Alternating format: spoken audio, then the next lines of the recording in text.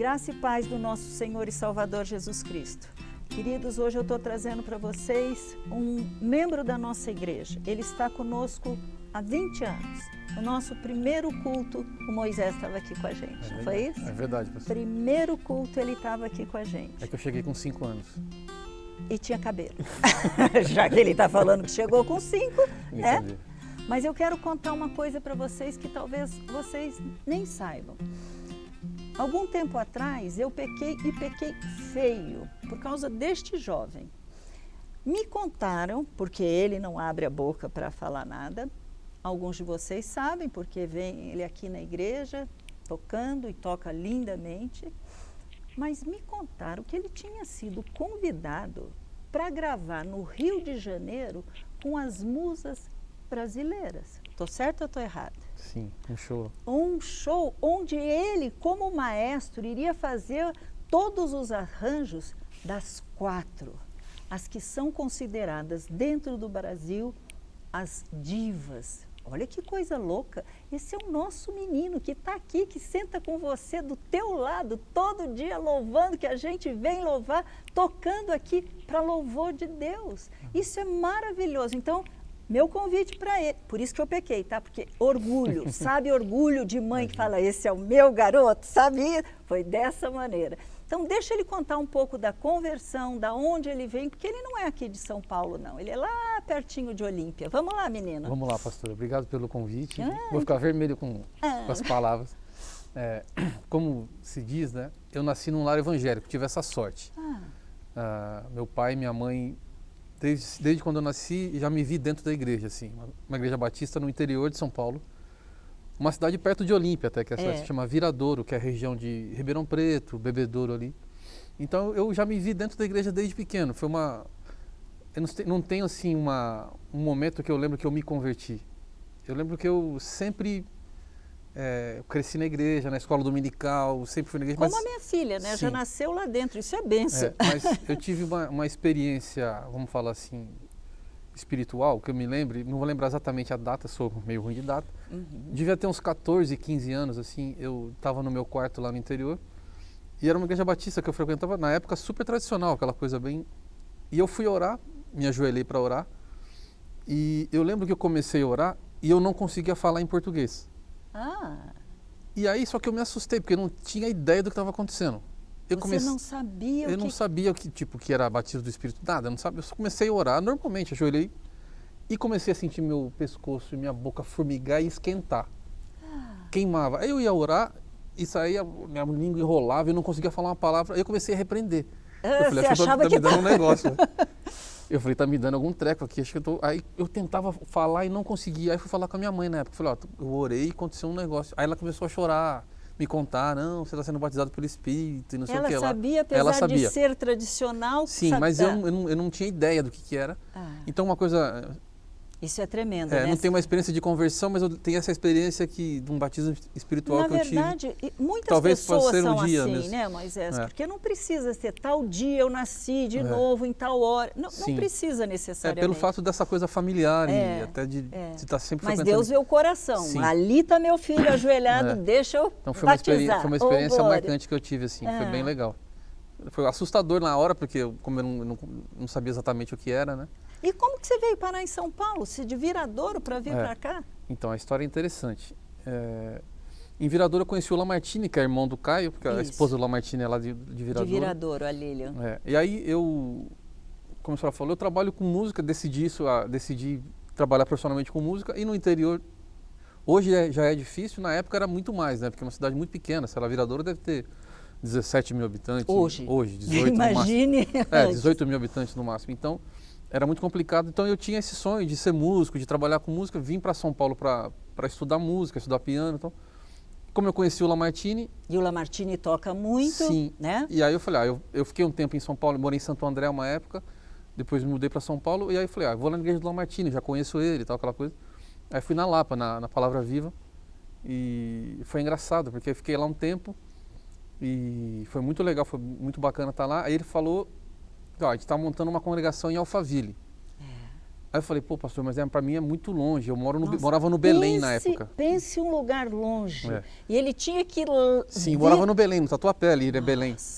E eu ia para lá, Pedro Martins falou, a gente está montando uma congregação em Alphaville e tá sem músico, sem nada, você não quer dar uma ajuda lá? Eu falei, pastor, mas é muito longe para mim. Ele falou, não, faz o seguinte, você vai lá, fica uns 3, 4 meses, depois você volta. Esse durou 20 anos, né? Só 20 anos, os 3, 4 meses, uma esticadinha. E aí foi assim que eu vim parar aqui em Alphaville. E a gente orava para ele sair de lá e poder mudar aqui pertinho, porque era muito longe. Só que ele não veio sozinho. Ele, além da Lilian, e aí começaram, eu lembro você chegando com seu filhinho, vocês iam ensaiar, ele dormindo no cestinho, sim, não acordava, como você que nasceu dentro, sim, da igreja. Eles tiveram essa sorte também.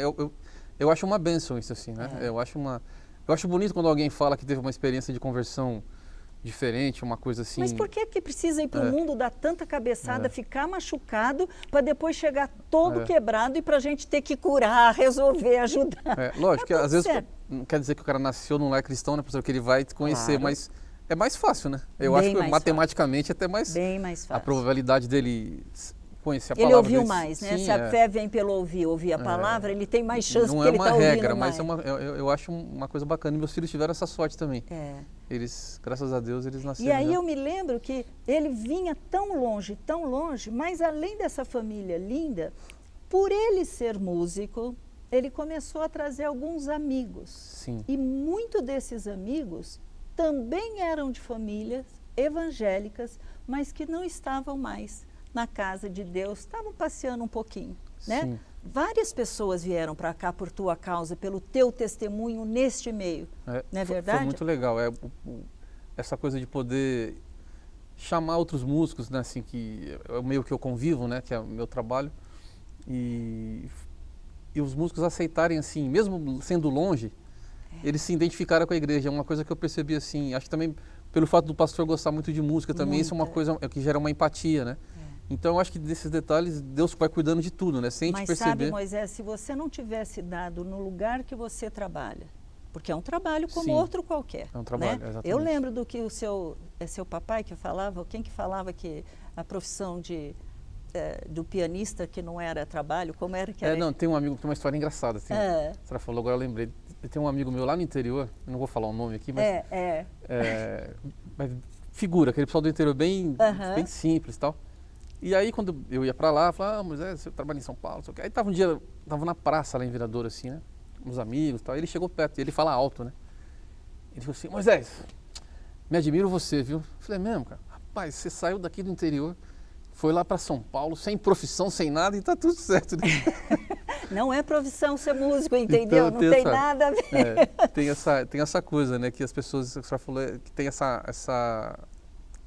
É um preconceito. É um preconceito, exatamente. É um preconceito. Na minha época, por exemplo, eu como psicólogo, tinha muita gente que falava, crente não pode procurar psicólogo, se isso daí não é de Deus, né? Deus tem que mudar tudo, se você tem que sair Você como músico não poderia ser profissional. Sim, lógico que sim. Eu falo assim, para quem me pergunta, uma pergunta às vezes até polêmica, então, eu falo que como músico tem muitos trabalhos que eu rejeito também, porque como cristão tem coisa que eu não posso fazer, né? Perfeito. Um dia um cara até falou para mim uma coisa interessante, falou assim, não, você não pode fazer isso porque você é um músico cristão. Eu falei, não, negativo, eu não sou um músico cristão, eu sou um cristão que é músico. Excelente. É diferente, né? Excelente. Então, eu acho que não existe engenheiro cristão. Excelente. Tem o cristão que é engenheiro. A gente, como em cada profissão, tem que saber, tem coisas que não dá para fazer, né, pastor? Tem coisa, isso aqui cada profissão, não é só na sua como músico. Gente, isso que ele está falando, para mim, é fundamental. Porque eu estava comentando antes, Moisés, que essas pessoas só vieram para a igreja, não porque é a Igreja Batista Manaim, não porque é o CAI, não é isso. Eles vieram primeiro porque foram atraídos pelo seu testemunho. Amém. Aonde você está... Não importa a tua profissão, é ali que Deus quer te usar. Sim. Seja numa escola, seja numa faculdade, né? Ou na sua profissão. E foi isso que aconteceu. Eu vejo esses meninos, quando eles começam a tocar, a gente vai ficando arrepiada, porque você vê que é louvor saindo do fundo do coração. Não é profissão, né? É adoração. Sim, é uma coisa que a gente fala, assim, que é gostoso, que... Não sei, acho que foi com a Ana que eu falei, com o Edu, não lembro, que... O bom de você trabalhar com música é o nosso caso, assim, que a gente trabalha profissionalmente, que quando a gente vem para a igreja, a gente não vem querendo tocar, porque a gente faz isso todos os dias. É verdade. Então a gente não... Lógico que a gente gosta de tocar, independente disso, mas a gente não vem com a motivação de tocar apenas.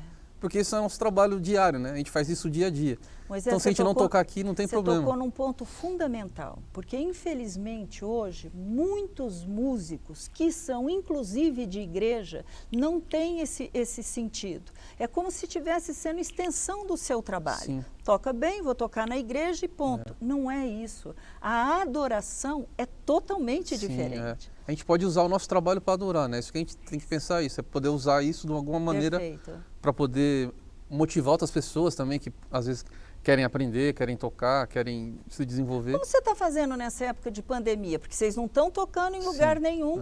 Como você, teus amigos que vêm aqui, aqueles músicos nossos que são membros, como que vocês estão fazendo? Pastora, é interessante sim, porque a tecnologia, a internet tem sido um aliado nosso, assim como da igreja, né?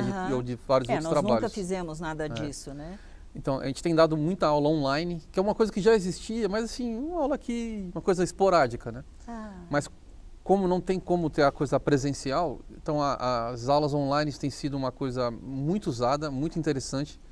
E até gravação online. Hoje com a tecnologia, assim, se alguém quer que eu coloque um piano numa música, ou o Cidiel, ou o Miguel, a gente consegue gravar em casa. A gente monta um home studio em casa, uma estrutura, né? A gente consegue gravar e mandar aquela gravação só do nosso instrumento para um outro estúdio. Aí o cara faz a junção. Uau. É uma coisa assim bem... Assim, o que é essa tecnologia, né? É uma saída que a gente... É assim, né? A gente sabia usar mais ou menos, vou falar, no meu caso. Eu nunca usei tanto isso. Eu não sou nada internauta. Só que na hora do aperto a gente se vira, né? Tem. A gente tem que se virar. Então a tecnologia, graças a Deus, a gente tem conseguido trabalhar. Por causa dessa mídia social, me pediram para fazer um Instagram e um Facebook.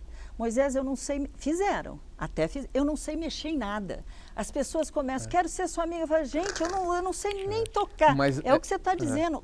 Mas é importante. Tem que aprender, né? É porque faz parte do nosso tempo agora, não tem jeito. E daqui para frente vai ser usado muito, vai ser mais ainda, acho que cada dia mais. Vocês estão entendendo por que do orgulho? Não é simplesmente por ele ter ido lá para o Rio de Janeiro para tocar com aquelas 4 pessoas que eram realmente cantoras maravilhosas. É o que Deus, na vida dele, faz, seja no Rio, seja aqui em São Paulo, seja em Alphaville. A adoração tem que sair de dentro. E eles são simplesmente uma família maravilhosa.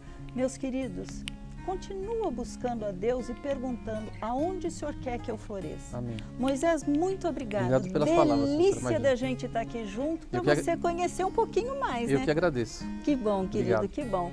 Deus abençoe a sua vida e lembra, hein? Aonde Ele te puser, é lá que Ele quer te usar. Amém? Amém. Fique na paz do nosso Senhor e Salvador Jesus Cristo.